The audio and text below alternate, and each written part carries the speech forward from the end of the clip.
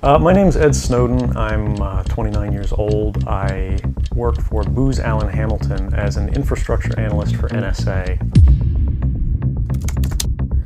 6 जून 2013 को the guardian में एक खबर पब्लिश हुई कि यूएसए की नेशनल सिक्योरिटी एजेंसी यानी एनएसए के 1.7 मिलियन से ज्यादा टॉप सीक्रेट डॉक्यूमेंट्स लीक हो चुके हैं। और ये इतिहास का सबसे बड़ा डेटा लीक था जिसने यूएसए के साथ साथ ग्लोबली बहुत सारी कंट्रीज की गवर्नमेंट्स और उनकी इंटेलिजेंस एजेंसीज को ताड़ ताड़ कर दिया और इसका नाम रखा गया था global surveillance disclosures. That phone in your pocket right now might be a government spying device, according to a stunning article from the Guardian newspaper in the UK. I burned my life to the ground to work against surveillance.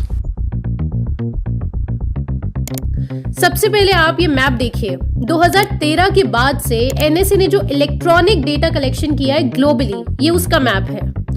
यानी कि जो लोगों की telephone calls, emails, location का data, mobile phone text messages, chat transcript, ये सारे data को USA की नेशनल सिक्योरिटी एजेंसी एनएसए ने छुपके से कलेक्ट किया और सर्वेलेंस के लिए इस्तेमाल किया। ये वो मैप है। ग्रीन से लेकर ऑरेंज और फिर रेड तक सर्वेलेंस बढ़ती जा रही है। और ये रहा इंडिया, ऑरेंज कलर।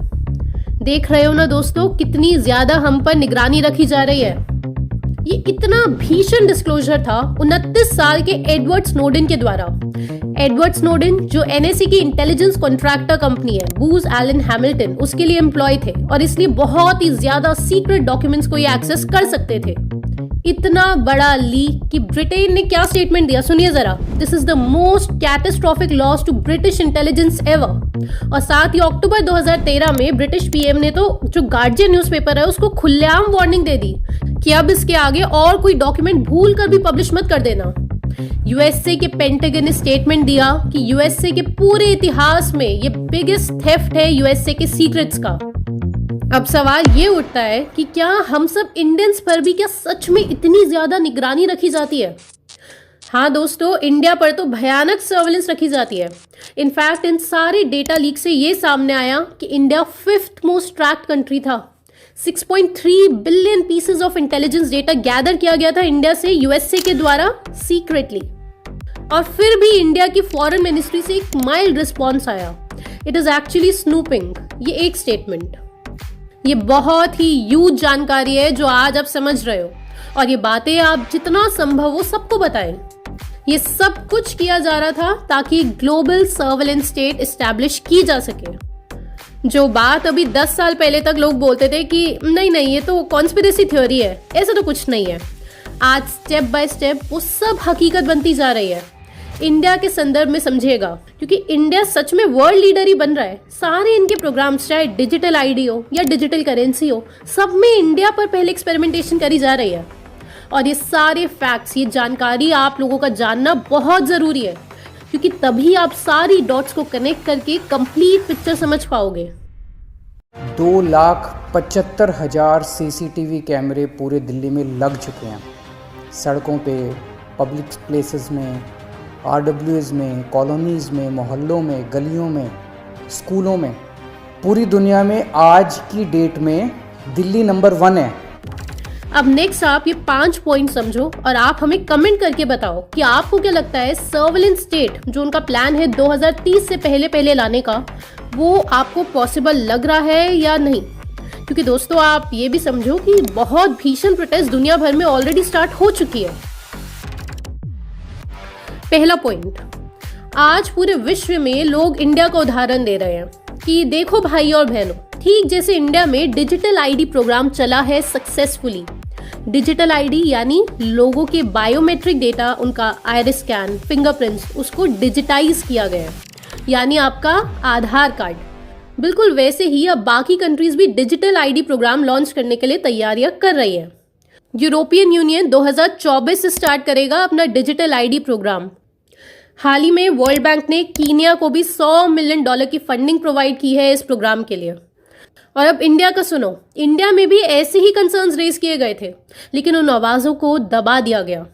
नवंबर 2011 में ये बुक रिलीज हुई, former chief justice of India justice V R Krishna Iyer की book Aadhaar, how a nation is deceived. बहुत ही डीप एनालिसिस और ऐसे फैक्ट सामने आए हैं आधार कार्ड को लेकर डायरेक्टली हमारे सीजीआई की जुबानी। एक बहुत ही बेहतरीन हिस्सा आपको बता देते हैं इस किताब का। इंडिया में आधार कार्ड बनाने के लिए जो इक्विपमेंट यूज़ किए गए हैं उसके लिए एक आरटीआई फाइल हुई। तो ये बात सामने आई कि आधार का जो डेटा इकट्ठा होगा, वो डेटा कलेक्ट करने के लिए जो डिवाइसेस यूज़ की जाएंगी ना, वो सारी डिवाइसेस फॉरेन कंपनी से आ रही है। और ये वही कंपनीज है जो यूएसए की डिफेंस के लिए भी कॉन्ट्रैक्ट्स लेती है। तो यहाँ से एक्सपर्ट्स को ये रिस्क साफ साफ दिखने लग गया कि बहुत थोड़े से प्रयासों से ही यूएसए जो है वो इंडियंस का डेटा निकाल सकती है। क्योंकि ये आप समझ रहे हैं ना कि यही वो कंपनीज है जिनका खर्चा पानी तो यूएसए की डिफेंस पे डिपेंडेंट है।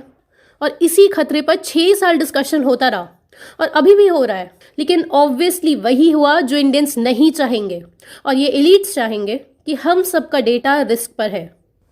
इसी टॉपिक के अराउंड ये बुक है जो farmer chief justice of India ने लिखी थी। इतने ज़बरदस्त तरीके से इन्होंने इतनी डिटेल्स कवर करी है कि आपका विश्वास उठ जाएगा आधार कार्ड से। हम आपको रिकमेंड करते हैं, ज़रूर पढ़िएगा। और हाँ दोस्तों, इनमें से एक कंपनी ऑब्वियसली माइक्रोसॉफ्ट भी है। तो डिजिटल आईडी प्रोग्राम यानी कि आधार कार्ड तो लॉन्च हो चुका है इंडिया में। दूसरा पॉइंट, सुप्रीम कोर्ट की गाइडलाइंस की वजह से अभी तक तो ये लोग हमारे देश में आधार कार्ड मैंडेटरी नहीं करवा पाए हैं। और इसी कारण से जो टैक्स फाइलिंग है उसमें आधार कार्ड मैंडेटरी नहीं है, पैन कार्ड मैंडेटरी है। और पैन कार्ड में तो आपके फिंगरप्रिंट और आइरिस स्कैन तो होता नहीं है। तो अब इस सुप्रीम कोर्ट की गाइडलाइन में एक लूप होल खोज कर सरकार नया नियम ला चुकी है कि 31 मार्च 2023 तक आपको अपने पैन कार्ड को यानी कि बेसिकली अपने बैंक अकाउंट को लिंक करना है आपकी डिजिटल आईडी यानी आधार कार्ड से। आप समझ गए ना कि कैसे सुप्रीम कोर्ट की गाइडलाइंस को बाईपास किया जाने वाला है। और अब आप मेरे नेक्स्ट 2 वाक्य ध्यान से सुनिए। पहली चीज़, अगर आप इंटरनेशनल प्लान्स और ग्रेट रीसेट समझते हैं और वर्ल्ड इकोनॉमिक फोरम क्या कर रहा है वो आपको समझ आने लगा है और उसकी थोड़ी भी जानकारी रखते हैं, तो आपको बस क्लीन लिखकर KREEN ये लिखकर इस नंबर पर व्हाट्सएप करना है, जिसके बाद आप शॉर्टलिस्ट हो जाते हो और आपको टीम लाइफस्टाइल की लाइव ट्रेनिंग अटेंड करने के लिए फॉर्म दिया जाता है, जिसमें आपको बेहद ज़रूरी रिसर्च समझाई जाती है और जो इसका सोल्यूशन है IMPH उसका पार्ट 1 आपको समझाया जाता है। दूसरी ज़रूरी बात, बहुत सारे लोग पिछले 1.5 साल से हर महीने रेगुलर वेबिनार्स अटेंड कर रहे हैं, जिससे एक बड़ा ग्रुप बन चुका है आज, जिनके बहुत स्ट्रॉन्ग बेसिक्स हो चुके हैं और बहुत डीप नॉलेज हो चुकी है इन सारे एजेंडास की कि वर्ल्ड एलीट्स ह्यूमन सिविलाइजेशन को किस दिशा में ले जा रहे हैं।